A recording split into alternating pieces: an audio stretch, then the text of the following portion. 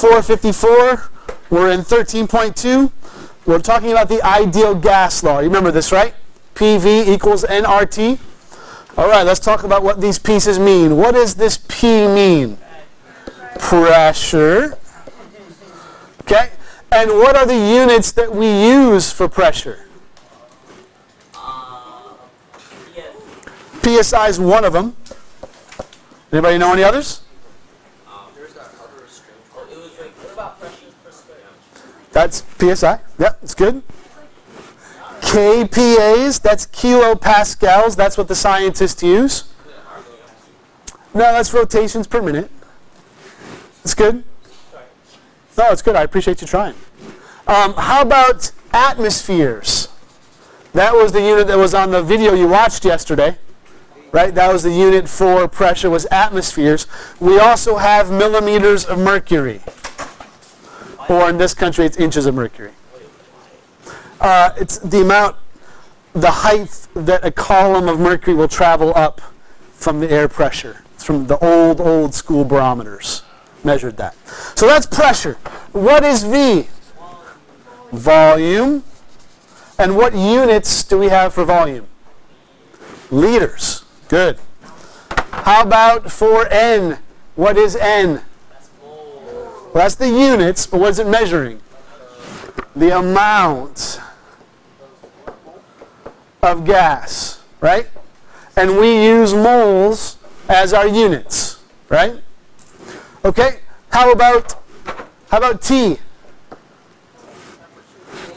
That's temperature.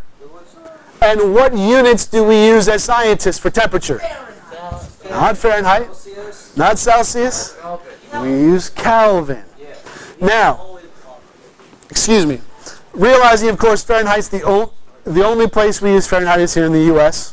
You know, because America. Okay.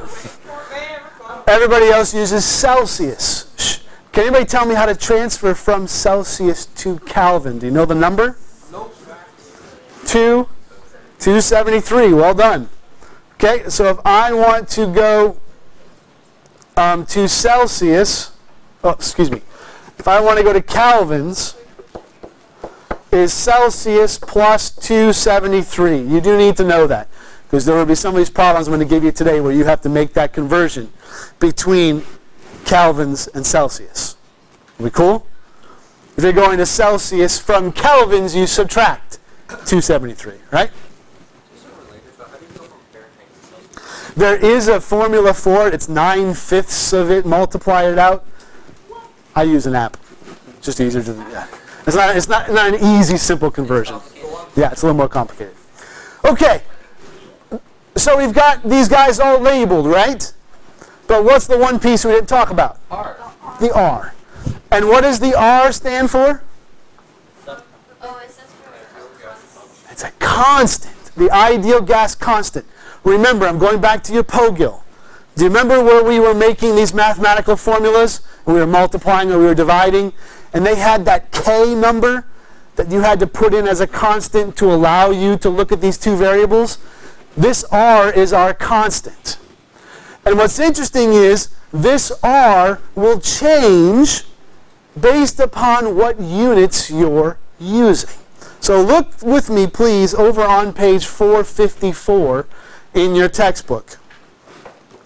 For R, there's a couple of numbers that are listed there. Because we have, remember, for pressure, we've got a bunch of different R's, a bunch of different units, right? So we've got atmospheres, we've got kPAs, we've got millimeters of mercury, and we've got PSI. So what we're saying is, if I'm using atmospheres as my pressure, what value for R do I use? Based on that chart there, on page 454. If I'm using atmospheres, which R am I going to use? 0.0821. Okay, this is if I have pressure in atmospheres, I'm going to use that R. But wait, what if my pressure is in kPAs? Then I'm going to use 8.314. Cool. What if I have pressure in millimeters of mercury? 62.4. Cool. It's not listed, but for PSI, it's 2.16. Or somewhere very close to that. Are you with me, guys? The point is, the R will change based upon what units you have in your problem. Are you with me? I don't expect you to memorize these. I would give you a chart with a list of R's, but you do have to know which one to use. Are you with me? You don't have to memorize them, but you have to know which R is appropriate. How do you know? It's simply based on the units. And again, if you look on page 454, they show you the units, right? Notice that liters and moles and Kelvin all stay the same for all three of those, right? The only thing that changes is the pressure unit. Any questions there? I want to make sure you're with me. So, are you comfortable then if I gave you three of these, three of the pressure, volume, moles, and temperature, you could solve for the fourth one? Because we always know R, right? So let's try one. So what if, where did my problem go? Here it is, sorry. What if I say that you've got 3 liters of ammonia, that ammonia is at 27 degrees Celsius, its pressure is 1.50 atmospheres, and I want to know how many moles of ammonia do you have present there. Can we solve this? I hope we can. Well, let's identify what each of these numbers are first. What is 3.0 liters? What is it describing? It's our volume. Cool. How about 27 Celsius? It's our temperature. Cool. What is 1.50 atmospheres? That's our pressure. And what am I trying to find? The moles, but what letter in our equation? This is our N. What about R? We know it, right? It's going to be one of these guys here. Right? Okay. So, let's go back to our problem here. So, my equation is PV equals nRT, right? I want to get N by itself. How would I do that? Divide by RT. So I'm going to say PV over RT equals N. Which of my R's am I going to use? 0.0821. How do you know, Carrie?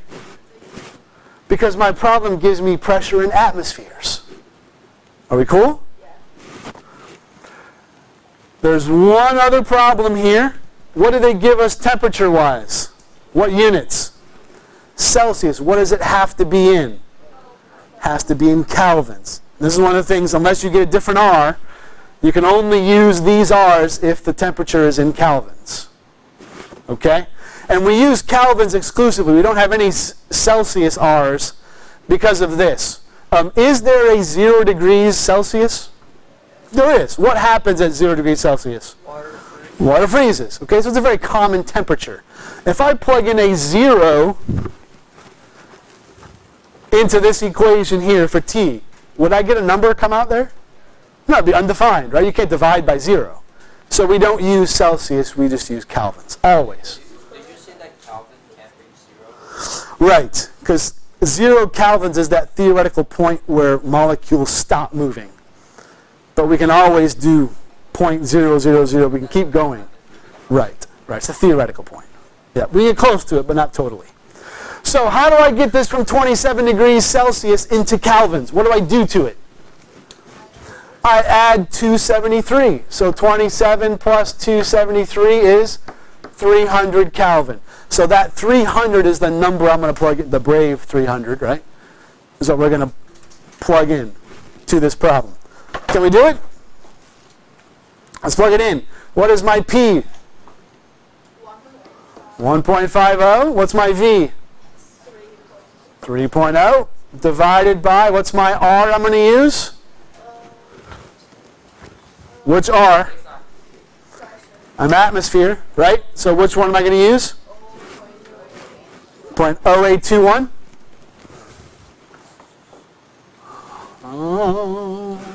Come on now. There we go. 0.0821. And what's my temperature?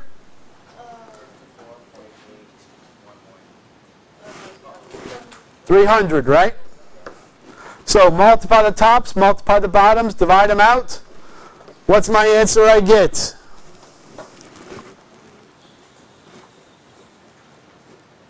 Oh, please, pop it in quick. Anybody know? 0.1827, is that what you said? Okay. How many significant digits should we use in our answer? The least number from what's given. Cool, so what would that be? Is this significant? One of the two. It's the final zero after a decimal, so it is significant. So this would be 2. This would be how many? 2. This would be 3. So how many should I give? Because it's the least. Always the least. No, because that's an exact number. Like we're going with what we started with. Yep. Good question. So therefore, I'm going to go here. In my textbook, the example, they give it to you as 3.00 times 10 to the 2. So they would give 3 significant digits. So, 1 and the 8 are significant. Does the 2 tell the 8 to round up or stay the same? Stay the same.